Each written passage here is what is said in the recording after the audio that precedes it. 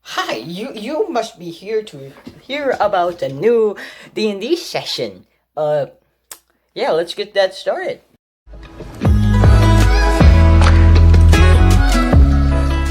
Okay, so welcome to Dungeons and Dragons Stories. Today we are going to be talking about the second session in my very first D&D campaign.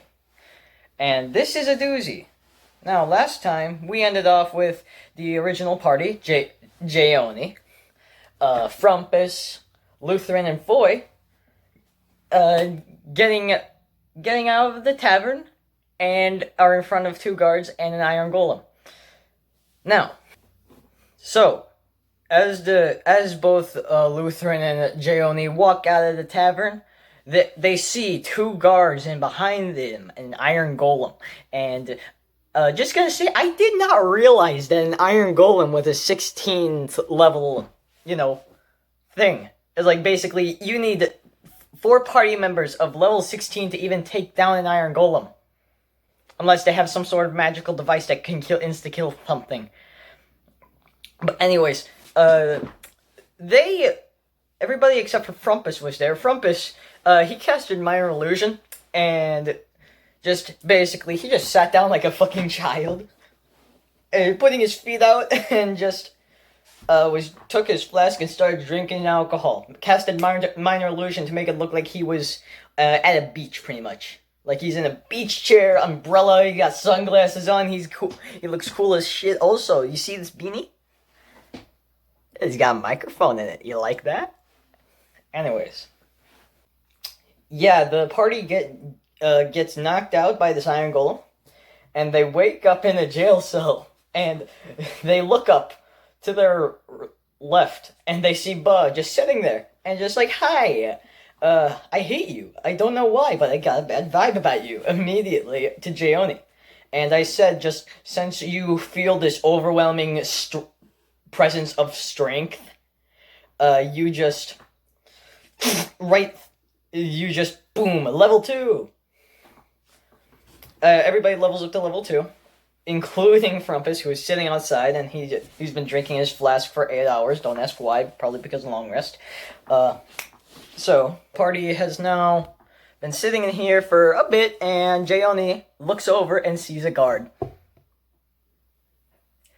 Yeah, Jayoni, of course, seduces this guard, and it works. And Jayoni gets let out and goes to the shower rooms. I do not like to explain what happens with Jayoni. I just say you've had a very fun time. That's legitimately all I say. But now we have the party, and now they're thinking about how to get out of here. But being the strong ass motherfucker that she is, just right through the iron bars. And before all of this, took out the weed that he had, and just makes a blunt. Lights it, gets high, and meets Aphrodite. Just meets Aphrodite, the literal god of war and love, and makes him into a warlock bard. Oh my fucking god, that's great. Then they run out, and across the room they see a locker room. They go in there, and Gobbo from last session, he has never used a bow in his life, so he goes to the Rangers room, and not locker, and just grabs a bow and arrow, a short sword, and some sort of teleportation device that I made. I homebrewed it. I'll show a photo right now. Pretty cool, huh? Anyways, they are now getting out, and they hear Jayoni. Hey guys, I got the key. Oh shit, what happened to the bars? And just like everything else is just like, it's busted up, broken.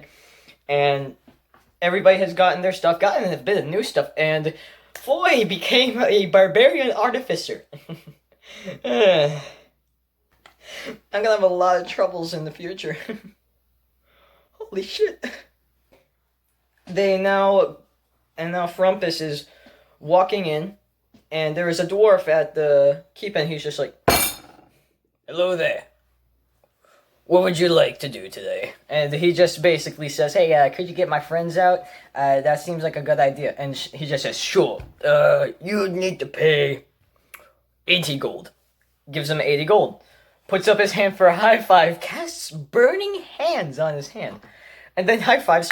And literally gets his skull bashed in. And just walks in, gets some stuff. Everybody is walking out, and outside they see the same iron golem and the same 2 guards from before. Holy crap. Gobbo takes this teleportation device. He doesn't know what it does. He just sees a switch. He smacks the switch, and everything goes to white. And everybody comes into a swamp. The Swamp of Ulf. And Lutheran was trying to run away from this, got caught in the blast anyway, and falls over into the swamp, face first into the swamp.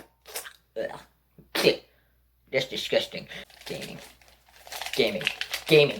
Now, they have been walking through the swamp for about, let's say, about half an hour, and they find the trail. They have been following it for the past half hour. And the trail not really stops, but it starts to go down into the water.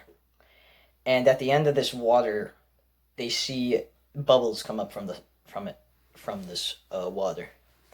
They look around, they don't see anything. But with Gobbo on her shoulder, walks up, unsheaths her warhammer, walks up to it, and attempts to smack into the water. It doesn't do nothing, gets hit. Gobbo takes his arrow and he shoots something. The bubbles stop. Gobbo looks over at Bhuh and just is like, I think I'm a natural with this bow. And this bow is literally the size of his body. He's only 2.5 feet tall.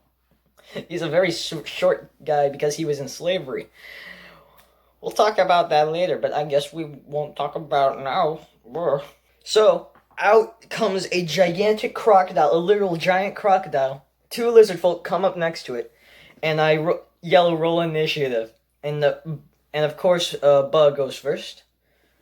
After the crocodile. The crocodile attempts to bite into her, misses, and then attempts to smack her with its tail, and instead it smacks the lizard folk, nearly killing it. It's just left at 5 HP, like, and I thought that was hilarious, but also I'm killing my own combat encounters. So, everybody is fighting, and in the midst of this fight, Lutheran casts inflict wounds onto the alligator and hits it perfectly, doing a decent amount of damage, and then Foy is just like, no, and cast cure wounds instead. And I just say, I want you to roll animal handling to see if it doesn't kill you. They roll a very high. Oh. Raptor, what are you doing? Oh, okay, you're just vibing, okay. And then Frumpus does another animal handling check on it and gets it perfect. And then Jayoni does another animal handling check. He gets up on top of it and gets a javelin thrown, going straight through his mitten. And underneath you can see like gold plates from becoming a warlock. And he just grabs onto 2 of its gigantic scales and yells, charge! And now it is back to this gator's turn. And this is just swimming straight at this thing, and bam! Ton of damage, literally eats it. Yeah. And then Bhuh destroys the last lizard folk by smashing its head. Just like it with the stupid ass goblin thing. Remember last session? Yeah, that was funny as hell. Anyways, they are now walking through the swamp, and everybody's walking through the swamp. Frumpus and Jayoni have hopped onto the alligator and just are at the edge of the swamp now. About like an hour passes. Not really an hour, but half an hour passes when they're trudging through the swamp.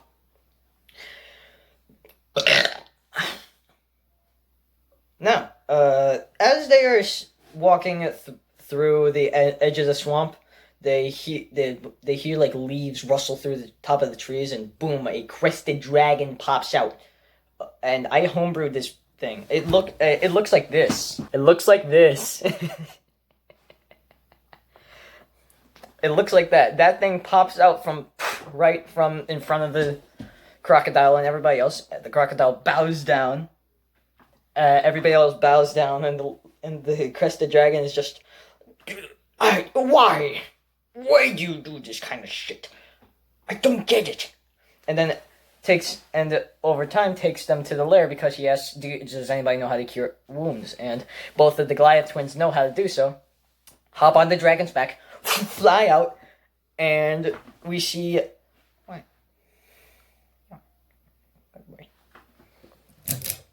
Oh, that's darker. Go. Yeah.